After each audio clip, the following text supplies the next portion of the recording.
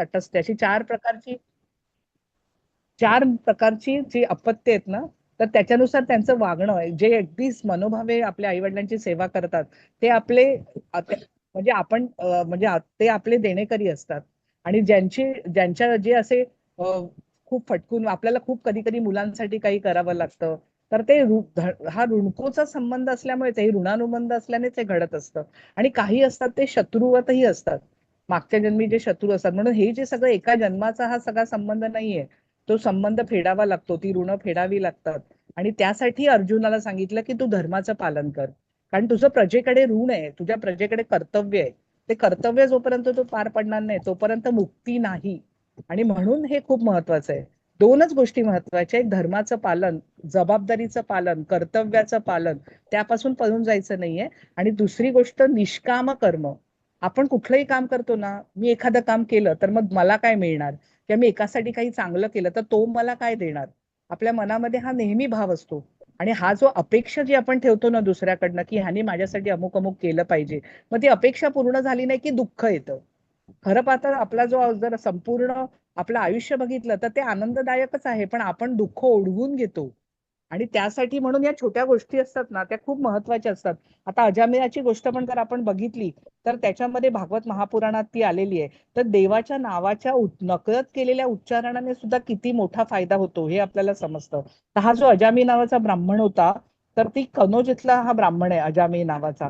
तर तो आधी सदाचारीच होता, शीलवान होता, अत्यंत म्हणजे सदाचाराने वागत असायचा. पण तरी काय झालं, एकदा तो वनामध्ये फळं फुलं समिधा असं गोळा करायला जायचा.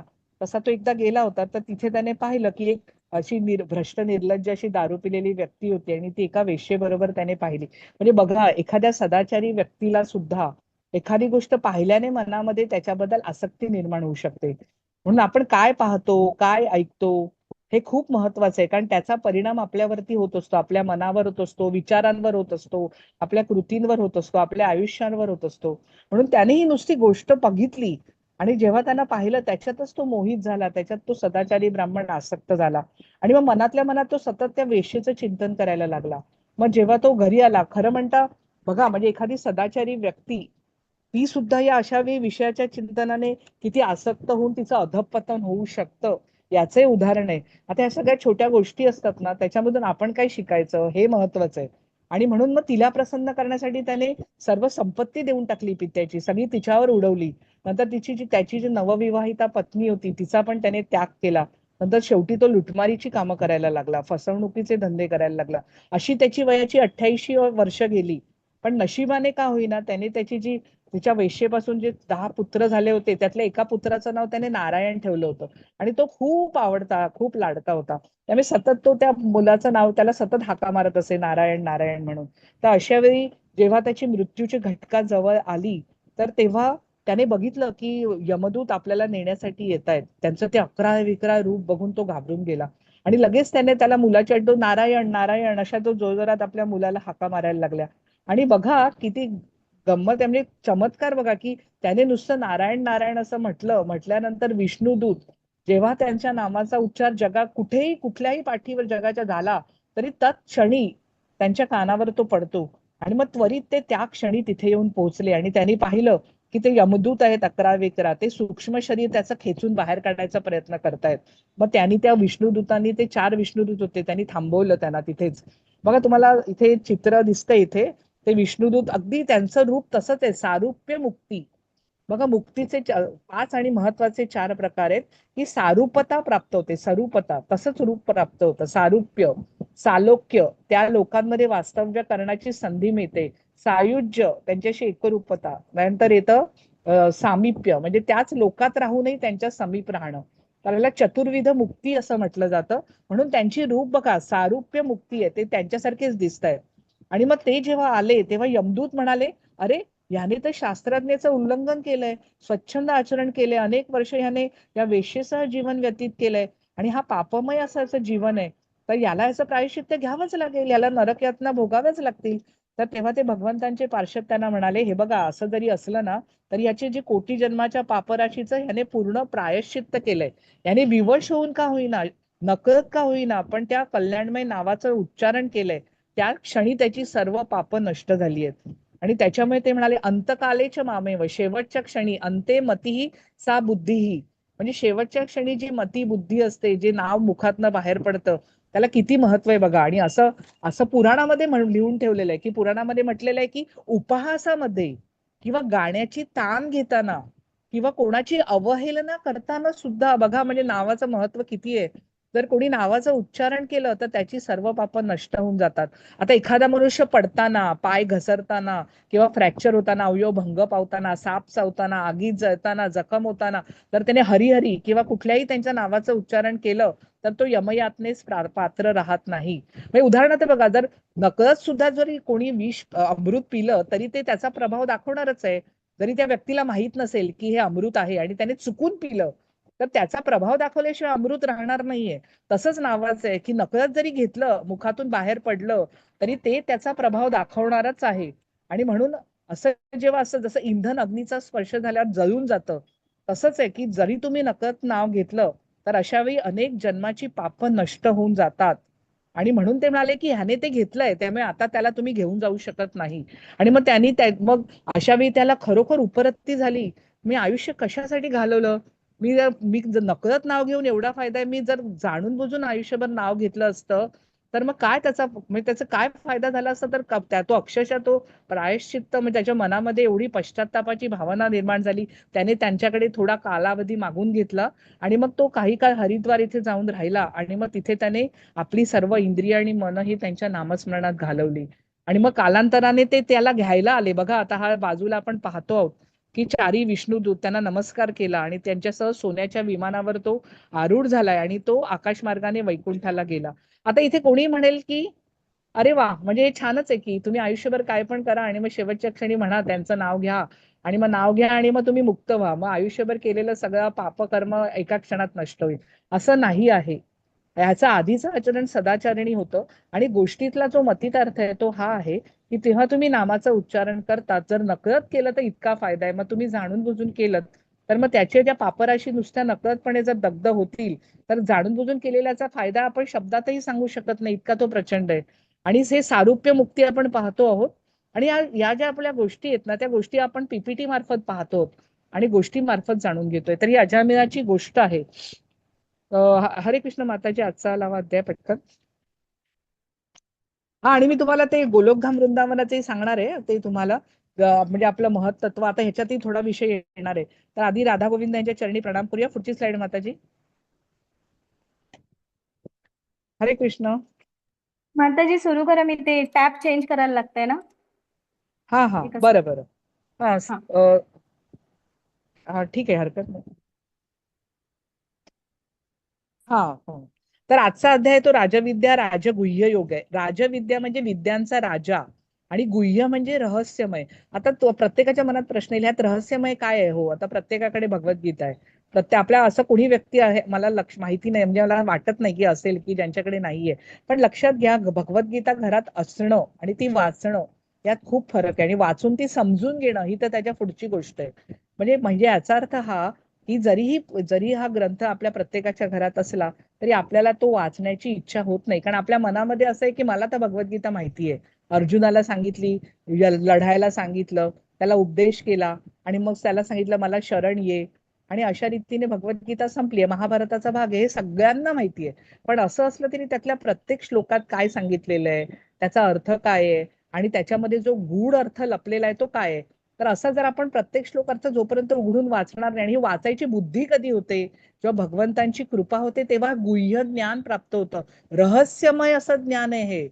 म्हणजे हे आपल्याला वाटतंय की उघड आहे पण तसं नाहीये. त्यांची कृपा झाल्यावरच त्याचा अर्थ आपल्या समोर उलगडला जातो. म्हणून याला परम गोपनीय ज्ञान म्हटलं. याच्यात अनन्य भक्ती सांगितली आहे, भगवंतांची अनन्य भक्ती, अविचलित भक्ती. पुढची स्लाइड माताजी. तर आपण त्यांना त्यांच्या चरणी प्रणाम करूया. पुढची स्लाइड. श्रील प्रभुपादांनाही आपण सर्वजण प्रणाम करूया. पुढची स्लाइड. हे नरसिंहदेव आहे. रोज सकाळी मंगल आरती होते, त्यात नरसिंहदेवांची आरती होते. त्या आता गोष्ट माहिती हिरण्यकशिपूंची सर्वांना, प्रल्हादाची. पुढची स्लाइड माताजी. तर आजच्या अध्यायाला आपण सुरुवात करूया. बघा, सांगण्यासारखं खूप आहे. जसजसे विषय एक एक अध्याय येईल तसं आपण पाहणार आहोत. आपल्याकडे वेळ कमी आहे आणि आपण पुढे जसं अभ्यास करू आपल्याला याचा आपण सखोल अर्थही पाहणार आहोत, प्रत्येक श्लोक अर्थही पाहणार आहोत. त्यामुळे आता आपल्याकडे एका तासात फक्त अध्याय पाहण्याचं एवढंच आपल्याकडे आता तेवढाच कालावधी आहे. त्यामुळे एकदम सगळं काही एकाच एकाच लेक्चरमध्ये सांगता येणार नाहीये. तर जितकं महत्वाचं आहे तेवढं मी जसं मला हे होईल तसं मी सांगण्याचा प्रयत्न करेन. तर श्री भगवान म्हणाले, हे अर्जुना, तू माझा कधीच मत्सर करीत नसल्याने मी तुला हे परम गोपनीय ज्ञान तसेच त्याच्या अनुभूतीचं ज्ञान प्रदान करतो. बघा, तू माझा अनसूयवे असा शब्द आहे ऍक्च्युली, अनसूयवे, तू माझी असूया करत नाहीस. आता असं म्हणण्याचा काय अर्थ आहे की इथे अधिकारी कोण आहे, कोण काय पात्रता असली पाहिजे हे रहस्यमय ज्ञान माहिती करून घेण्यासाठी, तर ती पात्रता इथे सांगितली आहे. बघा, आता शाळेत सुद्धा आपण जातो, प्रत्येकाची, आता तुम्हाला आधी बालवर्गात, मग शिशुवर्गात, मग बालवर्गात, मग पहिली दुसरी तिसरी आपली पात्रता सिद्ध करायला लागते, ते परीक्षा द्यावी लागते, तेव्हा आपण दुसरीत जातो, मग दुसरीची परीक्षा, अशा रीतीने ह्याची पात्रता भगवद्गीतेची अशी कुठलीही नाहीये. कोणीही व्यक्ती याचा जरी अभ्यास करू शकत असला तरी भगवान म्हणतात अनसूयवे, तू माझी असूया करत नाहीस, नंतर तू माझा सखा आहेस, तू माझा मित्र आहेस, आणि याच्यासाठी मी तुला हे ज्ञान देतोय. आणि हे ज्ञान कसं आहे, तर नुसतं ज्ञान नाहीये, पोकळ ज्ञान नाहीये, तर त्याच्या अनुभूतीचं ज्ञान आहे, ते प्रदान करतो. प्रकर्षेण ज्ञान, त्याला प्रदान करणं, जे प्रकर्षेने दिलं जातं त्याला प्रदान करणं असं म्हणतात. ते जाणल्याने तू भौतिक अस्तित्वातील सर्व दुःखातून मुक्त होशील. बघा, आपल्या सर्वांचं शेवटी हेतू काय आहे की आपल्या कोणालाच दुःख नकोय, आपल्या सर्वांना आयुष्यभर सुखच पाहिजे, आनंदच पाहिजे, त्यासाठी आपली धडपड चाललेली आहे. मग भगवंत या एका श्लोकात किती मोठी गोष्ट सांगतात की हे नुसतं जाणल्याने, ज्ञात्वा, म्हणजे तुला काही करायची गरज नाही, नुसतं तू समजून घे. ते समजून जरी नुसतं घेतलं तर तुझ्या भौतिक अस्तित्व, अस्तित्व म्हणजे असणं, पण आपलं असणं हे नेहमीच आहे. असं कधीही नव्हतं की आपण नव्हतो आणि कधीही असणार नाही की आपण असणार नाही. तर हे जे असणं आहे त्याला अस्तित्व म्हटलं जातं. तर या भौतिक म्हणजे पंचमहाभूतापासून बनलेल्या गोष्टी आहेत, ते भौतिक आहे. आणि त्यात राहणारा जो आत्मा आहे, ते म्हणून त्या आत्म्याशी संबंधित गोष्टी त्या आध्यात्मिक आहेत. आणि ज्या पंचमहाभूताशी संबंधित गोष्टी आहेत, देह पंचमहाभूतापासून बनलेला आहे, पण त्यातला राहणारा हा आत्मा आहे. त्यामुळे आत्म्याशी संबंधित जे जे काही आहे ते सर्व आध्यात्मिक आहे. आणि जे जे काही पंचमहाभूताशी संबंधित आहे ते पांचभौतिक किंवा त्याला भौतिक असं म्हटलं जातं. तर त्यातल्या दुःखातून तू मुक्त होशील. बघा, मुक्त होशील म्हणजे तू मोकळा होशील, दुःख भोगावी लागणार नाहीत. कारण जेव्हा देहाचं भान नाहीसं होतं तेव्हा त्याला येणाऱ्या संवेदना या आपोआपच नाहीशा व्हायला लागतात. म्हणून सुख आणि दुःख हे येणारे जाणारे आहेत.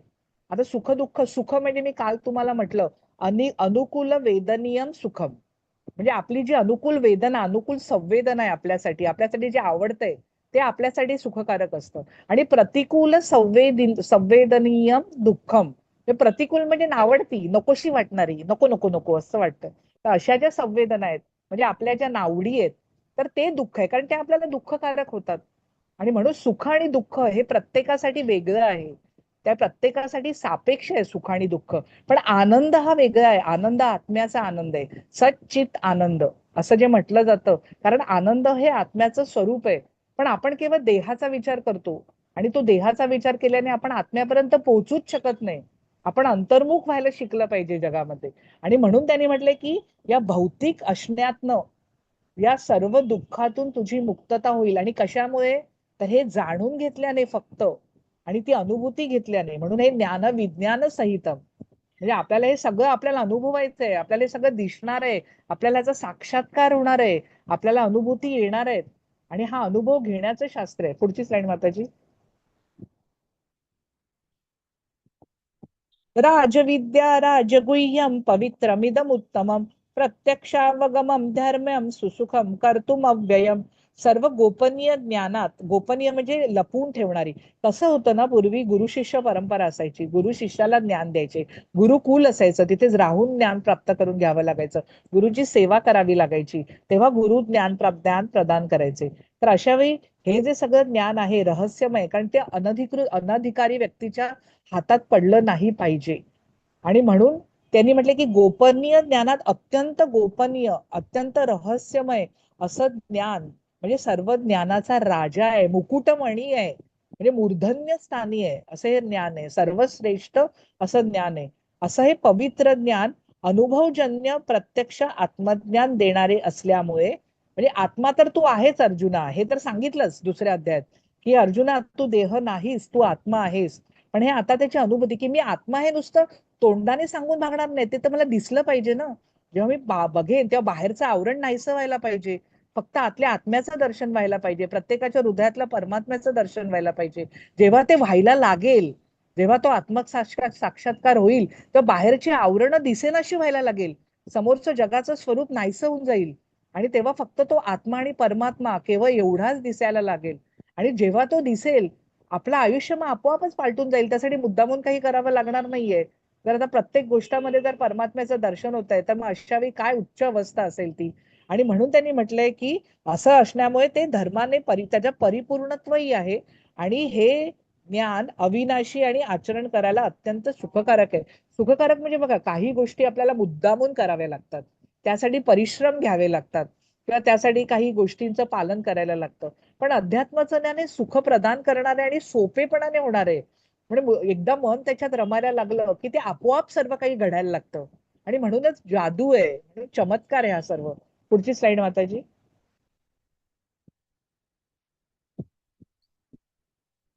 हे परंतप अर्जुनाला परंतप असं म्हटलेलं आहे. त्यांनी अत्यंत सर्वश्रेष्ठ असं तप केलेलं आहे, म्हणून ज्याची या भक्ती मार्गावर श्रद्धा नाही. बघा, आपले आई वडील आपल्याला काही सांगतात, आपले गुरुवर्य सांगतात, मित्र, पण आपला सहज विश्वास बसतो. म्हणजे त्यांनी जे काही सांगतात आपण त्यांच्यावर विश्वास ठेवतो, कारण आपली त्यांच्यावर श्रद्धा आहे. आता यातले काही आप्त आहेत आणि काही आप्त नाहीयेत. आप्त म्हणजे काय, की जे आचार्य आहेत किंवा जे ऋषीमुनी आहेत. ऋषीमुनी म्हणजे कोण आहेत? ऋषी याचा अर्थ जे पाहिलं हे तत्व. ऋषी, दृश्य पश्य या संस्कृत धातूपासून ऋषी शब्द बनलाय. तर ऋषी म्हणजे कोणते? आपल्यासारखे जीवात्मे आहेत, पण त्यांनी ते महान आत्मे असे आहेत की त्यांनी ते प्रत्यक्ष ज्ञान जे करून घेऊन त्यांना पाहिलेलं आहे, दृश्य पश्य. आणि म्हणून त्यांना ऋषी, मंत्र पाहिलेले आहेत, मंत्रांनी त्यांना प्रगट केलेले आहे त्यांच्या समोर. मुनी म्हणजे कोण? की जे परमात्म्याचं ज्ञान प्राप्त करून घेतल्यावर सतत त्या ज्ञानामध्ये, त्या चिंतन आणि मननात घडलेले असतात, सतत मनन करत असतात, असे मुनी. म्हणजे ऋषी आणि मुनींना काही शिंग नाहीयेत, किंवा त्यांना असं काही नाहीये की त्यांनी भगवी वस्त्र घातली. आपल्या आपल्या सर्वांमध्ये पण असे अनेक ऋषीमुनी फिरत असतील की ज्यांना आपली कल्पनाही नाहीये. म्हणजे आपण फक्त बाह्य आवरणावरनं गोष्ट ठरवतो, पण तसं प्रत्यक्षात नाहीये. हे सर्वप्रथम लक्षात घेतलं पाहिजे. आणि म्हणून ज्यांची श्रद्धा जी बसते, आपण त्यांनी जे गोष्टी सांगितलेल्या आहेत, ज्यांनी स्वतः पाहिलेल्या आहेत, त्यांना आप्त म्हणतात. कारण जो अनुभव घेतो, ज्याने स्वतः जर चवच चाकली नाही ज्याने साखरेची, तो दुसऱ्याला गोडी काय समजावून सांगणार आहे? आणि यासाठी स्वतः जो मार्ग चाललेला आहे, आता एक मोठं घनदाट अरण्य आहे आणि आपल्याला ते पार करायचंय, आणि आपल्याला वाटाड्या कसा हवा, त्याला त्या पूर्णपणे जंगलाची माहिती हवी ना. त्यातले रस्ते माहिती हवे, त्यातले धोके माहिती हवे, जाताना येणारे अनुभव माहिती हवे, किंवा कुठे काय आहे याची माहिती हवी, तोच तुम्हाला हा मार्ग देऊ शकतो पार करून. आता ज्याला स्वतःलाच काही माहिती नाहीये, तो तुम्हाला जाणार घेऊन आणि स्वतःच त्याच्यात अडकून पडणार, अशी परिस्थिती आहे. पण मार्गदर्शक कसा असला पाहिजे, त्याने तो मार्ग स्वतः चाललेला असला पाहिजे. आणि म्हणून असे जे लोक आहेत तेच तुम्हाला सांगतात त्याच्यावरच विश्वास, कोणावर विश्वास ठेवायचा नाही. पण भगवद्गीता अशी आहे जी भगवंतांच्या मुखातून बाहेर पडलेली वाणी आहे. म्हणून ज्याची याच्यावरती श्रद्धा, बघा हे टप्पे आहेत. आधी आपला श्रद्धा असते, मग तो विश्वास म्हणजे तो दृढ होतो, मग हळूहळू भक्ती निर्माण व्हायला लागते. बघा, एखादी व्यक्ती जेव्हा आपल्याला कळतं की खूप आदरणीय आहे किंवा तिचा महिमा कळतो, आपोआपच नतमस्तक होतो, आपोआपच आपलं मस्तक झुकतं. का झुकतं? पण आपल्याला त्याच्या थोरपणाचा महिमा समजलेला असतो. जोपर्यंत तो तुम्हाला आपल्याला समजणार नाही, तोपर्यंत आपल्याला त्याचं महत्व जर समजलं नाही, तर आपण ते करायला सुद्धा प्रेरित होणार नाही. म्हणून हे सर्व अट्टहास चाललेला आहे, हे सगळं जाणून घेण्यासाठी. भगवान मी अमुक आहे, मी तमुक आहे, हे मी, आणि सर्वच मी आहे, तू कशाचा विचार करतो, कशाचं दुःख करतो, हे सांगते. सर्व तर जिथे बघशील तिथे माझ्याशिवाय काहीच नाहीये जगामध्ये. आता हे जे आहे ते समजण्यासाठी भगवद्गीता वाचली पाहिजे ना. म्हणून त्यांना, ज्यांचा श्रद्धा नाही, ज्यांची विश्वास नाही, त्यांना माझी प्राप्ती होऊ शकत नाही. म्हणून मग काय करायला लागतं, की या भौतिक जगामध्ये जन्म मृत्यूच्या मार्गावर त्यांचे पुनरागमन होते, पुन्हा पुन्हा यावं लागतं. आता इथे एखादी व्यक्ती म्हणाला, अरे मी काही दुःखात नाहीये, मी फार छान, एक मस्त माझं चाललेलं आहे, संसार चाललाय, माझे कुटुंबीय आहे, उलट मृत्यूची भीती वाटते की आता माझं नंतर कसं होईल, माझ्या स्वतःचे, मी सगळ्यांवर आपण अवलंबून एवढे आहोत ना, प्रत्येक गोष्टीवर, व्यक्तीवर, की आपल्याला भीती वाटते की काय होईल माझं, जर हे नसतील, सर्व गोष्टी नसतील, व्यक्ती नसतील, तर काय होईल. पण आपला हा मार्ग आपल्या सर्वांना एकटाच चालायचा आहे, एकट्यानेच चालायचा आहे. हे लक्षात ठेवलं पाहिजे. जे आपल्याला येऊन भेटतात ते आपले ऋणानुबंध म्हणून भेटतात, पण शेवटी मार्ग चालताना आपण आणि भगवंत यांच्याशिवाय कोणीही नाहीये. असे अनेक जन्म हा मार्ग चालत आलेलो आहोत आणि प्रत्येक जन्मामध्ये नवीन नवीन देह धारण केले आहेत, नवीन नवीन नावं, नवीन नवीन नातेसंबंध. पण मला सांगा, मागच्या जन्मातलं आपल्याला आता काय आठवतंय? काही नाही. मग आता या जन्मातलंही पुढच्या जन्मात काहीच आठवणार नाहीये. हे सर्वप्रथम लक्षात घेतलं म्हणजे ह्या जन्मापुरती आपली स्मृती आहे, म्हणून फक्त आणि फक्त आपल्याला हा जन्म समजतोय. पण असे आपले अनेक जन्म झालेले आहेत, अनेक देह घेतलेले आहेत, अनेक या जन्ममृत्यूच्या मार्गावर चालत आलो, लाखो देह धारण केलेत. म्हणजे अशी आपली म्हणजे म्हणून त्यांनी म्हटले की पुन्हा पुन्हा यावं लागतं. पुनरागमनायच. पुढची स्लाइड माताजी.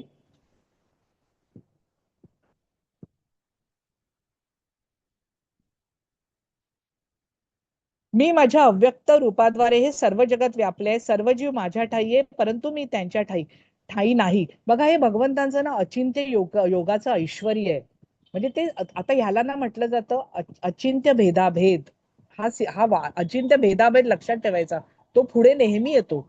अचिंत्य म्हणजे तुम्ही त्याची कल्पनाही करू शकत नाही, त्याचं चिंतनही करू शकत नाही, त्याचा विचारही करू शकत नाही. आणि भेदाभेद, भेद आणि अभेद म्हणजे हेही आणि तेही. आता उदाहरणार्थ, भगवंत आपल्या प्रत्येकाच्या हृदयात आहेत आणि त्यांच्या गोलोकधाम वृंदावनातही आहे. ते आपल्या सगळ्यांचं पालन पोषण करणारेही आहेत. आपल्याला प्रत्येकाला आपल्याला आपला जो काही म्हणजे पालन योगक्षेमम वहाम्यम देणारे ते आहेत. पण असं असलं तरी ते आसक्त कशातच नाहीयेत. तर सगळ्या जगामध्ये ते आहेतही आणि नाहीतही. आता तुम्ही सांगा, आपण म्हणतो बरेच, आता आपण जर सामान्यपणे काम करतोय, आपल्याला दिसतायत का भगवंत? आहेत ना ते सर्वत्र, अगदी अणूच्या अणूमध्ये सुद्धा ते आहेत. मग असं असताना जर आपण आता जे वावरतोय, आपण पाहतोय, आपल्याला त्यांचं दर्शन होतंय का? का नाही होतंय? कारण ते व्यक्त आणि अव्यक्त ह्या दोन अवस्था आहेत, ह्या लक्षात ठेवलं पाहिजे. जगात काहीही निर्माण होत नाही आणि काहीही नाश पावत नाही. फक्त एका अवस्थेतून दुसऱ्या अवस्थेत रूपांतरित होतं. म्हणून व्यक्त आणि अव्यक्त, जेव्हा व्यक्त आहे तेव्हा पाहू शकतो, अव्यक्त तेव्हा नाही पाहू शकत. पण तरीही त्यांनी जग व्यापलेलं आहे संपूर्ण. हे सर्व सृष्ट पदार्थ माझ्यामध्ये स्थित. बघा, म्हणजे इथे आहे आणि नाही हे दोन्ही त्यांना लागू पडतात. म्हणून आपण ज्याची कल्पना करू शकतो, म्हणजे सगळ्यात आहेत पण आणि सगळ्यात नाहीत पण. आणि अशा रीतीने म्हणून त्यांनी म्हटले की माझे हे योगाचे ऐश्वर्य पहा. मी जरी सर्व जीवांचा पालन पोषण करता आणि सर्व व्यापी आहे. सर्व व्यापी बद्दल म्हटले की सर्व जग व्यापून ते दशांगुळे उरलेले आहेत. सर्व काही व्यापून असं त्यांचं वर्णन आलेलं आहे उपनिषदामध्ये. तरी सुद्धा मी या व्यक्त सृष्टीचा अंश नाही. मी स्वतःच अखिल सृष्टीचे उगमस्थान आहे. सर्व काही त्यांच्यापासून व्यक्तावस्थेत आलेलं आहे, त्यांच्यापासून बाहेर पडलेलं आहे. म्हणून ते सगळ्यांचे उगमस्थान आहे. त्यामुळे सर्वत्र वाहणारा बलशाली वायू सदैव आकाशामध्ये स्थित असतो. त्याप्रमाणे सर्व सृष्ट प्राणी, प्राणी म्हणजे ज्यांच्यात प्राणशक्ती आहे ते प्राणी, ज्यांच्यात चैतन्य आहे ते प्राणी. येथे प्राणी मात्र हा शब्द प्रत्येकाला लागू होतो, चर अचरांना लागू होतो. सजीव निर्जीव असं जगात काहीही नाहीये. हे सगळ्या कल्पना आहेत आणि त्या बदलत जातात. सगळ्या सापेक्ष जगत आहे. लक्षात घ्या, सजीव निर्जीव आपल्याला वाटतंय, पण चराचरामध्ये कणाकणामध्ये भगवंत आहेत. कणाकणामध्ये तो प्राणशक्ती, ते चैतन्य आहे, म्हणून सगळे प्राणी मात्र आहेत. तर असे माझ्यामध्ये स्थित असल्याचे जाण. पुढची स्लाइड. बघा, हे ज्ञान झाल्याने आपण घराच्या बाहेर सुद्धा पडतो की नाही, तर ही जी ज्ञानाची दृष्टी येते, त्यामुळे जगाकडे पाहण्याची आपली नजर सुद्धा बदलून जाते. आतापर्यंत आपण पशुपक्षी बघत होतो, दगड बघत होतो, आतापर्यंत आपण वेगवेगळी माणसं बघतोय, आजूबाजूचा परिसर पाहतोय. पण जेव्हा ज्ञानाची दृष्टी या भगवद्गीतेने प्राप्त होते, तेव्हा पाहण्याची नजर, जाणीव पण बदलते. सर्वत्र तो आत्मा, आत्म्याची जाणीव येते. अरे, हे तर बाहेरचं आवरण पाहतोय मी, आतमध्ये तर आत्मा आहे. आणि अशा रीतीने ही जी जाणीव हळूहळू विकसित व्हायला लागते. आता एकदम छोटूसं बाळ आहे जन्माला आलेलं, तर तू बाई तेव्हा त्याला रस्त्यावरच्या गोष्टी दाखवते, तेव्हा सुरुवातीला त्याला वाटतं अरे हे किती अकराय विक्राय प्राणी आहेत, वेगवेगळे आवाज करत इकडे तिकडे फिरतायत. आता छोट्या छोट्या गाड्या त्याला दिसतायत रस्त्यावर फिरतायत. पण सुरुवातीला त्याला काय वाटतं, जेव्हा त्याला ज्ञान नाहीये, त्याला वाटतं हे कुठले तरी रंगीत प्राणी आहेत, वेगवेगळे पॉम पॉम आवाज करत फिरतायत. पण जसा तो मोठा होतो, जेव्हा तो स्वतः गाडीत बसतो, जेव्हा एखादी व्यक्ती गाडीत बसते, उतरते आणि ती चालवते हे त्याला कळतं, मग त्यानंतर ते ज्ञान त्याच्या पाठीशी नेहमी असतं. कोणी सांगावं लागत नाही की ही गाडी कोण चालवतोय. आता आपण रस्त्यावर गाड्या बघतो, आपल्याला सांगावं लागतं का या गाडीमध्ये माणूस बसलेला आहे? कारण आपल्याला ते माहितीच आहे, मुळात ते ज्ञान जिरलेलं आहे, परिपक्व झालेलं आहे. त्यामुळे पाहताना आपल्याला तो आतला, तो बाहेरच्या गाडीमध्ये कोण चालवणार आहे याची आपल्याला ऑलरेडी जाणीव झालेली आहे. आपल्याला ते ज्ञान झालेलं आहे आणि ते ज्ञान आपलं परिपक्व झालेलं आहे. तर असेच आहे की सुरुवातीला त्या लहान बाळाला ते वाटतंय, मग तो जसा मोठा होईल तसं ते ज्ञान त्याला परत परत परत परत आपल्या पार्श्वभागाशी आणावं लागत नाही, कारण ते ज्ञान जिरलेलं आहे त्याच्यामध्ये, त्याच्यामध्ये ते रुजलेलं आहे पूर्णपणे. तशीच ही परिस्थिती, हे ज्ञान जे आहे भगवद्गीतेचं, ते एकदा परिपक्व झालं की ते पुन्हा पुन्हा म्हणावं लागत नाही, करावं लागत नाही, कारण आपण ज्ञानमय बनून जातो. प्रत्येक क्षण, प्रत्येक जाणीव, प्रत्येक क्षण आपल्याला ते ज्ञान सतत आपल्याला होतच राहतं आपोआप, काही मुद्दामून त्यासाठी करावं लागत नाही. आणि म्हणून संपूर्ण भौतिक सृष्टी माझ्या अधीन आहे.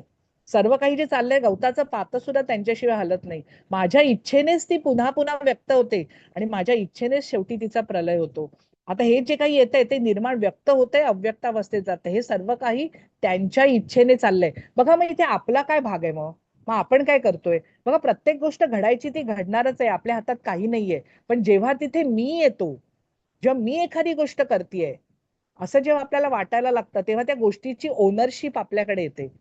जेव्हा ती गोष्ट मी करते, ते जेव्हा मी आला की तिथे समजून जा, मग ती गोष्ट येऊन आपल्याला चिकटली, मग ती आपल्या अकाउंटमध्ये ऍड झाली. पण जेव्हा मी नाही, मी करणारा कोणीही नाही, ते आपोआप घडतंय. प्रत्येक गोष्ट, मी भगवंता, मी तुझा सेवक आहे, मी तुझा दास आहे, हे माझं प्रत्येक कर्म तुझ्यासाठी, मी श्वास तुझ्यासाठी घेतोय, घास तुझ्यासाठी घेतोय, माझी कृती माझ्या घरातल्यांसाठी मी करत असेल तरी तुमची सेवा आहे. अरे, आपल्या घरातल्या लोकांना भगवंत म्हणून मानायला काय हरकत आहे? ते प्रेम किती वाढेल त्यांच्याबद्दल. अधिकाधिक प्रेमाने करू. जे क्लेश असतील, जेव्हा एकमेकांमधले मतभेद असतील, ते सगळे मावळून जातील आपोआप, आणि आयुष्य किती दिव्य बनेल. आणि अशा रीतीने प्रत्येक क्षण केलेली सेवा आहे. आणि म्हणून त्यांनी म्हटलंय की अशा वेळी, आणि म्हणून आपण इथे मी कोणीच नाहीये, तेव्हा त्या कर्माची ओनरशिप गेली, ते कर्म दग्ध झालं, त्याची बीज नाहीशी झाली, बीज निर्माण होणारच नाही. आणि बीज नसतील तर पुन्हा देह घेऊन यावंच लागणार नाहीये. बघा किती आजार आहेत, म्हातारपण आहे, प्रत्येक क्षणी अनिश्चितता आहे, आयुष्यभर काय, आयुष्यात आपल्या जगात काय चाललंय, किती स्फोटक परिस्थिती आहे. आपल्याला असं वाटतं की आपण आनंदात आहोत, तुरुंगातल्या कैदीलाही वाटतं की मी आनंदात आहे. अनेक वर्ष राहिल्यावर बाहेर पडायची वेळ आली की त्याला नको वाटतं या जगात जायला, जे त्याचं खरं घर आहे. इतकी सवय झालेली असते, सवयीचे गुलाम बनतो आपण. आणि अशी परिस्थिती आहे, आणि म्हणून आपल्याला वाटतं की खूप मी आनंदात आहे. पण ज्ञान झाल्यानंतर तेच आयुष्य परत तसं जगणं वेगळ्या पद्धतीने, दिव्य पद्धतीने, आणि त्यात अविचल राहणं, कुठलीही गोष्ट परिणाम करत नाही, सतत आनंदात, प्रत्येक क्षण आनंद, कुठल्याही बाह्य गोष्टीवर तो आनंद अवलंबून नाहीये. अशी जर अवस्था प्राप्त झाली तर मग त्यापेक्षा दुसरं काय पाहिजे? मग मन सतत आनंदात राहील, कुठलीही गोष्टाचा परिणाम, कुठलीही अपेक्षा नाही. अशी अवस्थेत जर असेल, अपेक्षेनेच दुःख होतं ना, ह्याने माझ्यासाठी अमुक केलं नाही म्हणून आज मला जायचं होतं बाहेर पण आला नाही नवरा बरोबर, किंवा त्याला म्हटलं चल, नाही त्याला मॅच बघायची आहे. अरे, अशा वेळी अपेक्षा पूर्ण झाली नाही की मग मग दिवसभर धुसफूस करायची, नंतर रागवत बसायचं, रुसवे फुगवे, हे काय त्यापेक्षा अरे हा ठीक आहे, बघ पॅच, आपण नंतर जाऊ, किंवा मग मी जाऊन येते आणि मग बघते. हा संपला ना, मार्ग निघाला. अशा रीतीने मग त्यालाही जाणीव होईल, अरे हो चल मग मी आता येतो, किंवा चल मग आपण नंतर जाऊया. मग हे असं समजूतदारपणा दाखवायला शिकलं पाहिजे ना, म्हणून अपेक्षा करायचं सोडलं पाहिजे. ह्यालाच म्हणतात निष्काम कर्म, की मी एखादं काम करणार पण त्याचं फळ मला काय मिळणार याची मला अपेक्षा नाहीये. आणि त्याच्यातच सगळं जे आपल्या आयुष्याचं जे पूर्ण, जे काय म्हणतात गमक जे आहे ना, ते ह्याच्यातच आहे. म्हणून भगवद्गीता आपल्याला जगायला शिकवते, हे धनंजय, ही सर्व कर्म मला बद्ध करू शकत नाहीत, तटस्थाप्रमाणे मी या सर्व भौतिक कर्मापासून अनासक्त असतो. बघा, हे सगळ्यांना अचिंत्य भेदाभेदाची उदाहरणं आहेत, की मी तटस्थ आहे. माझं, मला मित्र जरी असतील तरी समोहम सर्व भूतेषु, मला शत्रू कोणी नाही, मित्र कोणी नाहीये, कारण सर्व माझेच, म्हणजे मीच आहे सर्वत्र. मग कोण शत्रू, कोण मित्र? लक्षात घ्या, भगवंतांसाठी काही नाहीये, त्यांना भेदभाव नाहीये, पार्शालिटी नाहीये. पण तरीही ते म्हणतात की मित्र, मी मित्रासाठी काही करेन. तुम्ही एक पाऊल टाका, मी 1000 पावलं धावत येईन तुमच्या दिशेने, कारण भावाचा भुकेला आहेत, असे भगवंतांचं वर्णन आहे. म्हणून अशा वेळी त्यांचं भक्तांसाठी म्हटलं तर ते पार्शल आहेत, आणि म्हटलं तर नाही, कारण समोहम सर्व भूतेषु असं म्हटलेलं आहे. पुढची स्लाइड माताजी.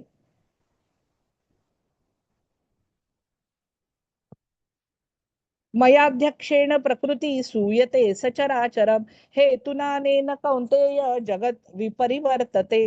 हे कौंतेय, माझ्या अनेक शक्तींपैकी, भगवंतांच्या अनेक शक्ती, आता ह्या भगवंतांच्या शक्ती आपल्या, आता प्रत्यक्ष त्यांना अवतार घ्यायची तरी काय गरज आहे? त्यांनी नुसतं जरी डोळ्याचं पातळ लावलं, किंवा त्यांनी नुसतं शक्तीला सांगितलं तरी गोष्टी घडणार आहेत. पण तरी ते भक्तांसाठी येतात पुन्हा पुन्हा. त्यातलं महत्वाचं कारण ते आहे, भक्तांसाठी ते अवतरित होतात. अवतरणं म्हणजे आविर्भाव होणं, प्रगट होणं. ते जन्म घेत नाही, ते येतात, खाली उतरून येतात. म्हणून त्याला अवतरणं असं म्हटलं जातं, की ते अवतरित होतात. आणि कशासाठी होतात? त्यांना मारायचं असेल सगळ्या शत्रूंना किंवा राक्षसांना, त्यांना स्वतः याची गरजच नाहीये. मग ते काय येतात, एक तर त्यांची लीला आहे, त्यांची क्रीडा आहे, आणि म्हणून ते सर्व घडतंय जगात जे चाललंय ते. म्हणून जेव्हा हे ज्ञान होईल, आता आपण एखादं नाटक बघायला जातो, पिक्चर बघायला जातो, आपण 3 तास बघतो, पण बघता बघता काय होतं, आपण इतके त्याच्यात रमून जातो की तो पिक्चर जणू काही घडतोय प्रत्यक्ष असंच वाटायला लागतं. पण जेव्हा संपतो त्या कळतं, अरे तरी संपला, आहे तर आपण पिक्चर बघत होतो. आणि म्हणूनच आहे की आपण एवढ्या अभिनय करता करता एवढे रमलेलो आहे या नाटकामध्ये, की आपण नाटक करता करता नाटकच खरं वाटायला लागलंय. म्हणजे उदाहरणार्थ एखाद्यानं काम करायचं आणि घरी जाताना मग रडत रडत जायचं, पण खरं खरं तर तुझं तिथे आहे ना बाबा वेड्या, तू तर आतापर्यंत अभिनय करत होतास, पण इतका रमून गेलास, इतका वेडा झालास की तू विसरून गेलास की तू कोण आहे. आणि ते करता करता तेच खरं वाटायला लागलं तुला. अशी परिस्थिती आपली सगळ्यांची झालेली आहे. म्हणून या शक्तींपैकी असणारी भौतिक प्रकृती माझ्या अध्यक्षतेखाली, म्हणजे माझ्या नियंत्रणाखाली, माया जी आहे ती त्यांच्या नियंत्रणाखाली काम करते. म्हणून जेव्हा मायेच्या आवरणातून मुक्त व्हायचं असेल तर भगवंतांच्या अधिपत्याखाली जावं लागेल. सर्व चराचर प्राण्यांची निर्मिती करते, तिच्या निर्मिती करते म्हणजे काय, इथे शब्दाचा अर्थ समजला पाहिजे. देह प्रदान करते आपल्या कर्मानुसार. कोणाला कुठला देह मिळाला पाहिजे ते ती ठरवते, प्रकृती ठरवते. तिच्या नियंत्रणाखालीच या सृष्टीची वारंवार उत्पत्ती आणि संहार होतो. पुढची स्लाइड माताजी. हा.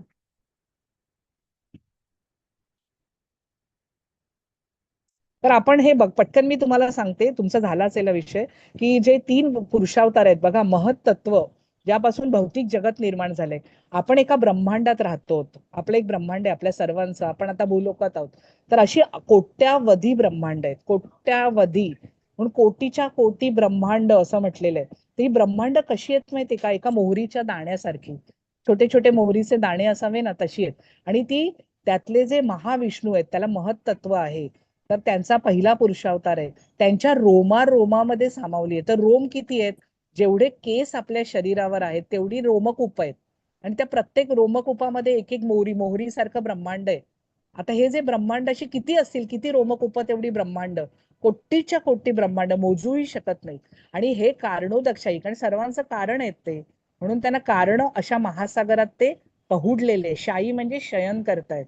असे कारणोदकशाही विष्णू, महाविष्णू, त्यांच्या रोमकुपातली ब्रह्मांड त्यांच्या श्वासावाटे बाहेर पडतात.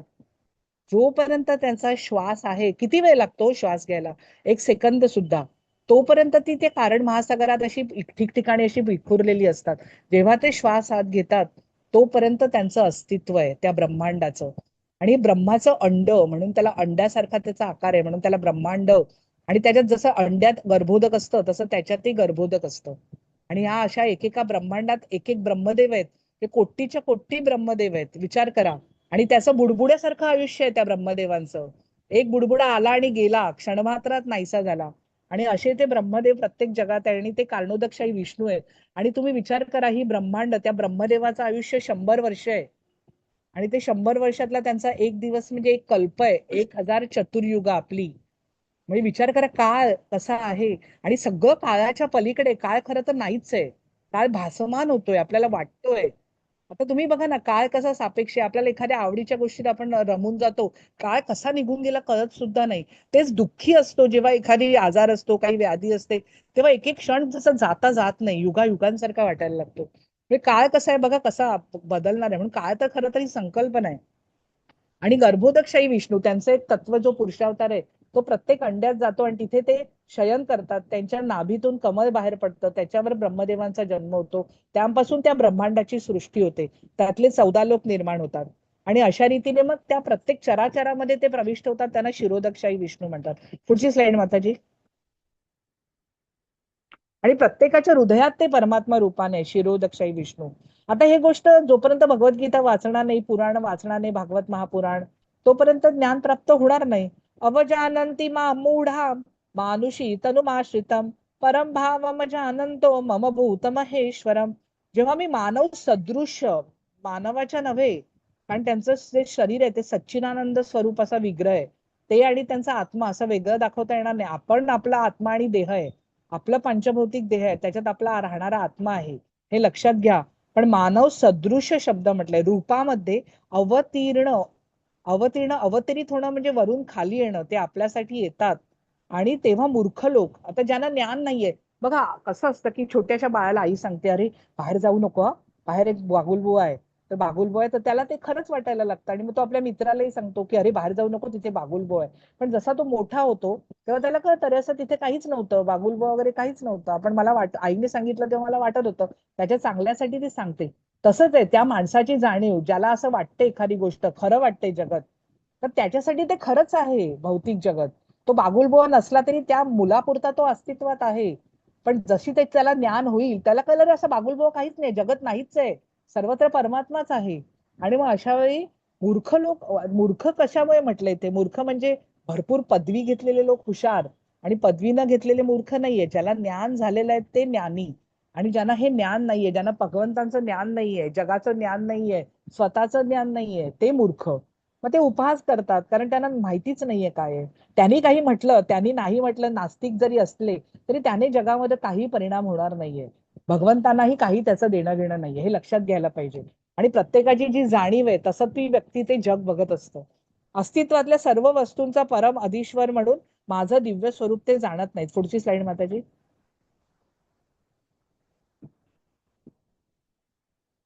याप्रमाणे जे मोहित झालेले असतात, म्हणजे ज्यांना ज्ञान झालेलं नाही, ते त्यांना लगेच, त्यांना कोणी म्हटलं एक देव आहे कुठे दाखवा मला. आपल्याला सगळेजण म्हणतात की तुम्ही किती देव भगवंतांचं नाव घेताय, भगवान श्रीकृष्ण दाखवा ना आम्हाला कुठे आहेत, आम्हाला तर दिसत नाहीयेत. अशा वेळी वाद घालायचा नसतो, कारण त्यांच्या जाणीवीने त्यांना याची अजून तेवढी जाणीव प्रगत झालेली नाहीये. त्यामुळे त्यांच्या नजरेतनं ते जग बघतायत. जेव्हा त्यांची वेळ येईल तेव्हा त्यांनाही हे ज्ञान होणार आहे, हे लक्षात ठेवलं पाहिजे. म्हणून त्यांच्याही, मग त्यांच्याकडे कुत्सितपणाने आणि त्यांनाही काही हडतूड करायची गरज नाही, किंवा काय तुम्ही मूर्ख लोक आहात असं नाहीये. आपणही तसेच होतो काही काही पूर्वी काळी, आणि आपल्याला आता त्याची जाणीव झाली आहे. आणि तेही आपल्या अवस्थेला येणार आहेत पुढे जेव्हा त्यांची योग्य वेळ येईल तेव्हा. पण ते लगेच या अशा मतांकडे आकर्षित होतात. अशा मोहित अवस्थेमध्ये त्यांना मुक्तीची आशा, त्यांची सकाम कर्म आणि त्यांचं सगळं निष्फळ आहे, कारण मूळ तत्वच जाणलेलं नाहीये. त्यामुळे खोटं सगळं जे वाटतंय बाहेर भासमान होतंय तेच त्यांना खरं वाटतंय आणि ते तसं वागतायत. तर त्यांची चूक काही नाहीये, कारण त्यांना जे दिसतं त्याच्यावर आपण विश्वास ठेवतो. आणि म्हणूनच ते त्याच्यात ज्यांना जे दिसतंय त्याच्यावर ते विश्वास ठेवतायत. पण त्याला काही निष्फळ आहे, त्याला काही अर्थच नाही. पुढची स्लाइड माताजी.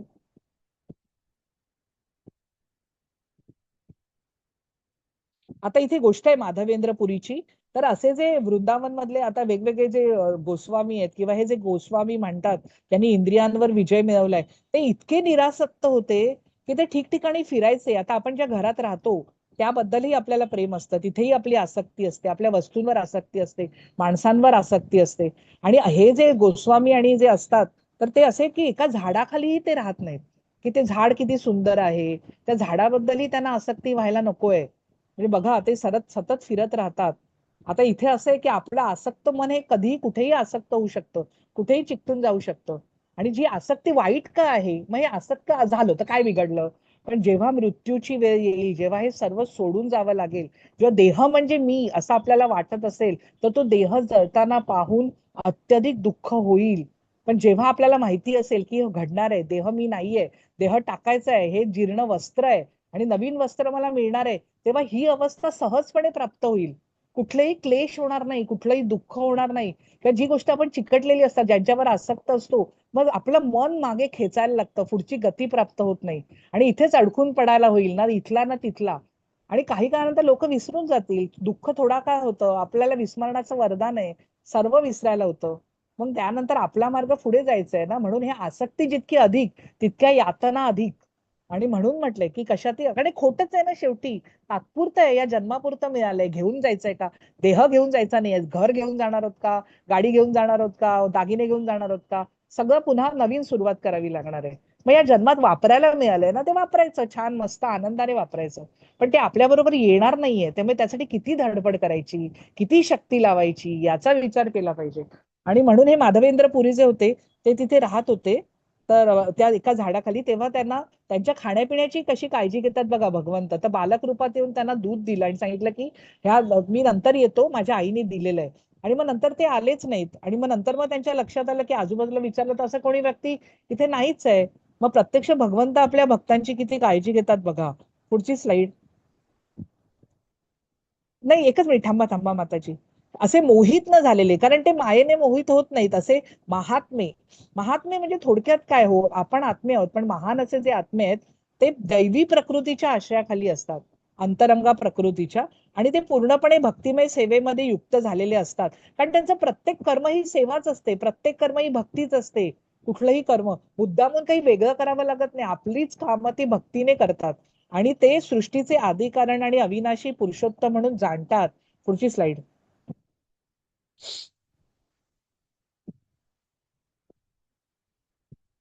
हे महात्मेजन ते काय करतात, सतत कीर्तन करतात. आता एखादे आपल्याला, आपण कोण आहोत, माझं आत्मा हे स्वरूप आहे, कोटीच्या कोटी ब्रह्मांडाचा आपण एका लोकात राहतो आहोत आणि हे 14 लोक आहेत, मी त्या भूलोकात राहते आहे. आणि मग हे ब्रह्मांडाचे सम्राट, कोटीच्या कोटी ब्रह्मांडाचे सम्राट यांच्याशी जोडले जातोय आपण. ही काही छोटी गोष्ट आहे का? पंतप्रधानांची पण फोनवर बोलायला मिळालं तरी किती मोठी गोष्ट आहे. इथे पंतप्रधान तर देशापुरते आहेत, हे तर अनेक ब्रह्मांडाचे सम्राट. अशा वेळी त्यांचं कीर्तन दृढ निश्चयाने, कारण शेवटी ते आपल्या बरोबर ते असणार आहेत. आपल्या बरोबर राहतं कोण आहे तो विचार करा ना. जर मृत्यूच ते आहेत, मृत्यू पश्चात जर ते आपल्याला उचलून घेणार आहेत प्रेमाने, हृदयाशी धरणार आहेत, जेव्हा कोणीही आपल्या बरोबर नसणार आहे, काहीही आपल्या बरोबर नसणार आहेत, मग दृढ निश्चयाने प्रयत्न करत करत राहतात त्याच्यासाठी. बघा, आपल्याला एखाद्याची गोष्ट महत्व पटलं ना, की आपण त्याच्यासाठी आपली शक्ती लावतो. तर आपल्याला महत्व नसेल ना एखाद्या गोष्टीचं, तर आपण काही करत नाही. आणि म्हणून त्यांना वंदन करत आणि भक्तिभावाने नित्य माझी उपासना करतात. पुढची स्लाइड माताजी.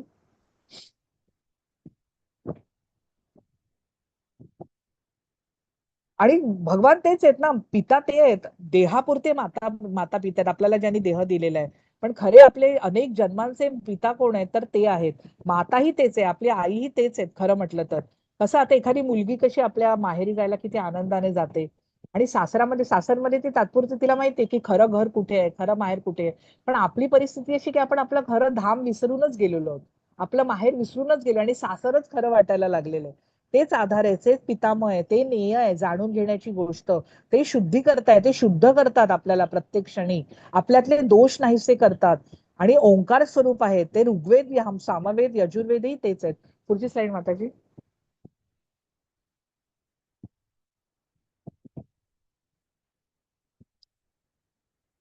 मीच उष्णता देतो. बघा, इथे मी मी मी मी असं म्हणायचं नाहीये. तर थोडक्यात आपल्या मनात ठसलं पाहिजे की सर्व काही जे आहे ते ते आहेत, आणि मीच पाऊस थांबवतो, मीच घडवतो, मीच अमृत तत्व आहे. मृत्यू ही मीच आहे, मग मृत्यूची भीती कुठली वाटणार आहे? मृत्यूची भीती का वाटते? मृत्यू म्हणजे अक्राय विक्राय काहीतरी वाटतं, जे आपल्याला आपल्या आपल्या दाडाने चावून टाकणार आहे, किंवा आपल्याला गिळंकृत करणार आहे, आपलं जीवन नाहीसं करणार आहे, आपली आवडती माणसं, गोष्टी. पण जिथे मृत्यू ते आहे, सगळं प्रेममय आहे, सगळं आनंदमय आहे. म्हणून बघा की संत महात्मे नाचत नाचत गेलेत मृत्यूला सामोरे, कारण तिथे मृत्यू दिसतच नाहीये त्यांना. आणि अशी परिस्थिती, म्हणून मीच आहे ते सर्व काही. मग चेतन आणि अचेतन नाहीच आहे, सगळं काही माझ्यामध्येच आहे, सर्व काही मीच आहे. पुढची स्लाइड माताजी. मीच ध्येय आहे, सॉरी, वेदाचा अभ्यास करणारे आणि स्वर्गलोकाची प्राप्ती करत अप्रत्यक्षपणे माझंच पूजन करतात. सर्व पापक कर्मापासून शुद्ध झालेले लोक इंद्रांच्या पुण्यलोकामध्ये जन्म घेतात आणि त्या ठिकाणी देवाप्रमाणे दिव्य उपभोग घेतात. स्वर्गलोकातील अमर्याद विषय सुखाचा भोग घेऊन पुण्यकर्म क्षीण झाल्यावर ते पुन्हा या मृत्यूलोकात परत येतात. वेदोक्त धर्माचे पालन करून जे इंद्रिय भोग प्राप्त करतात आणि त्यांना पुन्हा पुन्हा केवळ जन्म मृत्यूच्या चक्रात पडावं लागतं. वेदाचा अभ्यास केला किंवा स्वर्गाची प्राप्ती झाली म्हणजे झालं नाही. स्वर्ग हा तिसरा लोक आहे, अजून वरती 4 लोक आहेत फक्त या ब्रह्मांडात. आणि आध्यात्मिक जगत त्याच्या पलीकडे आहे, ब्रह्मज्योतीमध्ये. म्हणजे ते जर आहे ते सगळ्या या आपल्या आध्यात्मिक जगताच्या पलीकडच्या गोष्टी आहेत. पण आपल्याला वाटतं स्वर्गात गेलं तिथे सोमरसाचं पान केलं, अप्सरा आहेत, सुख आहेत, पण हे संपणाऱ्या गोष्टी आहेत, कधी ना कधीतरी संपणार आहे. आणि ते संपल्यानंतर पुन्हा यावं लागणार आहे, त्याच्यातून सुटका नाहीये, पुन्हा या सगळ्यात पडायला लागणार आहे. पुढची स्लाइड माताजी.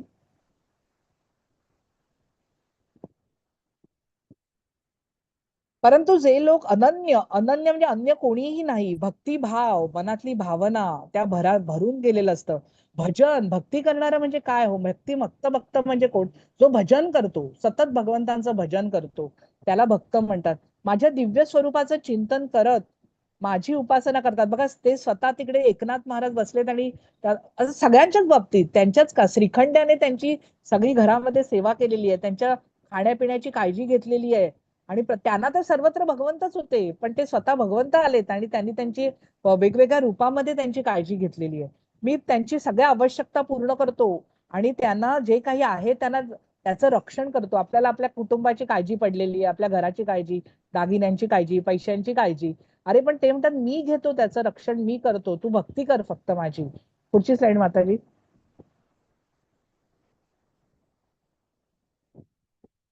हे कौंतेया, जे लोक इतर देवतांचे भक्त आहेत आणि त्यांचे श्रद्धेने पूजन करतात, आता वेगवेगळ्या देवी देवता आपल्या आहेत, तर त्यांची आपण पूजन आणि भक्ती करतो, तर त्यांच्या मार्फत तेच आपल्याला सर्व काही प्रदान करत असतात. पण खरं तर ते माझंच पूजन करतात, परंतु त्यांची आराधना चुकीच्या मार्गाने केलेली असते. का म्हटलंय असं? कारण आपल्याला आपण जेव्हा संकटात सापडतो तेव्हा आपल्याला देवाची आठवण होते. जेव्हा आपल्याला काही पैसे हवे आहेत, आपल्याला नोकरी हवी आहे, किंवा लग्न नाही होत आहे, किंवा काही अशा गोष्टी, त्यासाठी आपण काहीतरी मागत असतो नेहमी. आणि हे जे मागणं आहे तेव्हा देवाची आपल्याला आठवण होते. आणि म्हणूनच आहे की भौतिक गोष्टी कोणी देईल ना तुम्हाला. आता देव देतील की भरपूर पैसे या जन्मापुरते घे, काय ते संपणार आहेत ना, ते काही डोक्यावर घेऊन थोडंच जाणार आहोत आपण.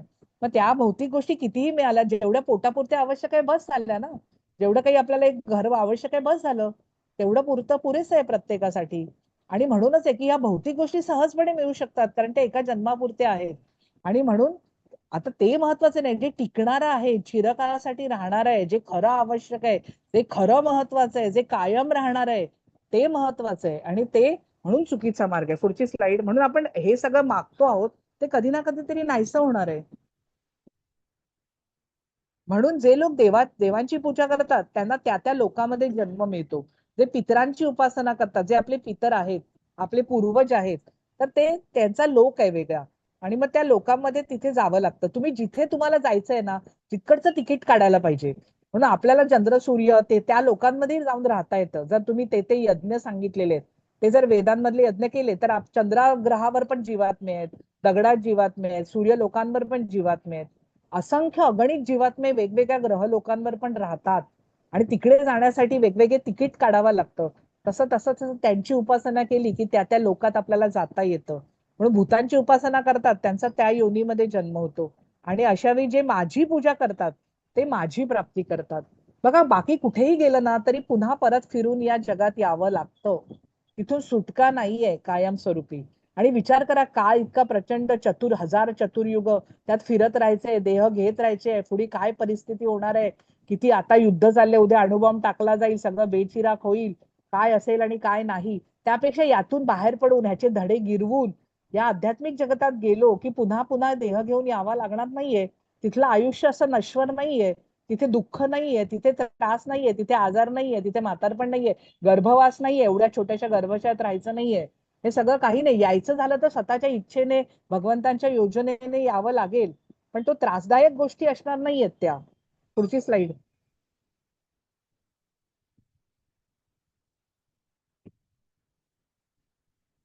म्हणून एखाद्याने प्रेमाने आणि भक्तीने, बघा कोणाकडे काय आहे आणि नाही याला काही महत्व नाहीये. तुम्ही किती श्रीमंत आहात यावर तुमची भक्ती तोलली जात नाही. तुमच्याकडे काहीही नसेल तरी तुम्ही फक्त पाणी जरी अर्पण केलं तरी भगवंतांना चालेल. भक्तिभावाने जे काही मनातनं प्रार्थना कराल ते त्यांना प्राप्त होतं आणि भक्तिभावाने त्याचा स्वीकार करतात. म्हणून असं नाहीये की श्रीमंताची मोनोपोली नाहीये. तुम्ही किती धन देता, किती पैसे देता, उत्तम आहे देता, पण तुम्ही कशा भावनेने देता महत्वाचं आहे. म्हणून तुम्ही अगदी फळ फूल तुम्ही जे घरात येईल ते तुम्ही माझ्या समोर ठेवलं, त्यातले दोष काढून मी तुम्हाला ते परत देतो आणि मग मी त्याचा स्वीकार करतो. म्हणून कोणालाही असं वाटायला नको माझ्याकडे काही नाही तर तुम्ही जल अर्पण केलं म्हणून जल अर्पण करायची पद्धत आहे. पुढची स्लाइड. आणि तेही नसेल तर नुसती भक्तिभावना अर्पण करा ना. आणि अगदी ते नाही तर स्वतःला अर्पण करा. हे कौंतेय, तू जे काही करतोस, जे खातोस, जे हवन करतोस, आता उदर भरण नोहे जाणीजे यज्ञ कर्म. आपण रोज हवनच करतोय, एक एक घास घेतोय, की आहुती आपण अर्पण करतोय वैश्वानराला. भगवंतच आहेत आपल्या पोटामध्ये वैश्वानराच्या रूपात. आणि हा यज्ञ करतोय, जे तू करतोस, जे दान देतोस, जे जे काही श्वास घेतोस, चालतोस, फिरतोस, बोलतोस, घरातली कामं करतो, अगदी भांडी घासण्यापासनं, घर आवरण्यापासनं, काहीही असं जे काही आहे ते सर्व तू मला अर्पण कर, माझ्यासाठी कर. आणि ह्याचाच अर्थ काय की प्रत्येक कर्म मी करत नाहीये. आता प्रत्येक क्षणी कदाचित ही जाणीव होणार नाही. सकाळी उठल्यावर तरी म्हणा, अरे देवा, आजचा दिवस तू दाखवलास, तुझे खूप खूप धन्यवाद. हा जो श्वास दिलास, खूप खूप धन्यवाद. जे काही मी करेन ना दिवसभरात ते तुझ्यासाठी करेन, तुझी सेवा म्हणून करेन, तुझी भक्ती म्हणून करेन.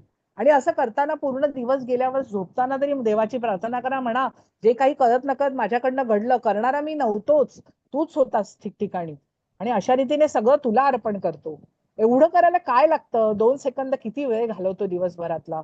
एक 2-2, 5-5 सेकंद काढले आणि रात्री झोपताना तरी केली, आणि असं करता करता प्रत्येक क्षणी ही भावना मनामध्ये राहील. पुढची स्लाइड.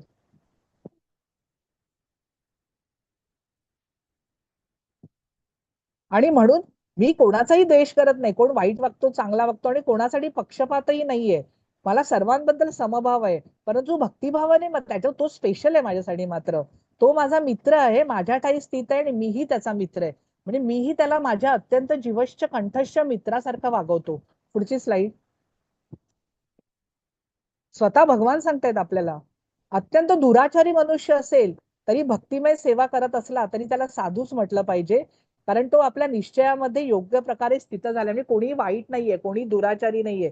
जो क्षण जागृतीचा आहे, ज्या क्षणी ही जाणीव होईल त्या क्षणी सुरुवात करायची. मी किती पाप केली आहेत, मी अमुक आहे, मी असा आहे तसा आहे, असा विचार करायची काही गरज नाहीये. पुढची स्लाइड माताजी.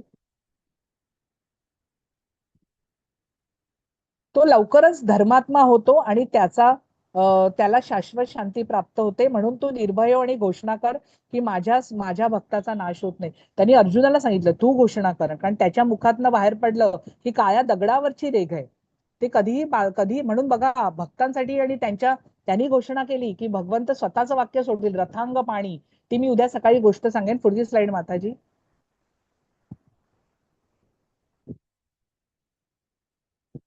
आणि म्हणून जे माझा आश्रय घेतात, मग ते कोणीही असो, नीच कुळातले असो, स्त्री असो, वैश्य, शूद्र, सर्वांना अधिकार आहे माझ्या भक्तीचा.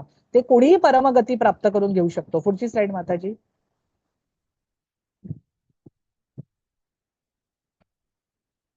आपले मन सदैव माझ्या चिंतनात युक्त कर, माझं चिंतन कर, आणि प्रेमापोटी कर. मन रमून गेलं पाहिजे त्यांचं चिंतन करायला. माझा भक्त हो, माझं भजन कर, मला नमस्कार कर, माझी पूजा कर, आणि माझ्यामध्ये रममाण म्हणजे रमून गेल्याने तू निश्चितच, म्हणजे याच्याबद्दल काही शंका नाहीये, बिलकुल अगदी निश्चित 100% खात्री देता येते, तू मलाच प्राप्त होशील. पुढची स्लाइड.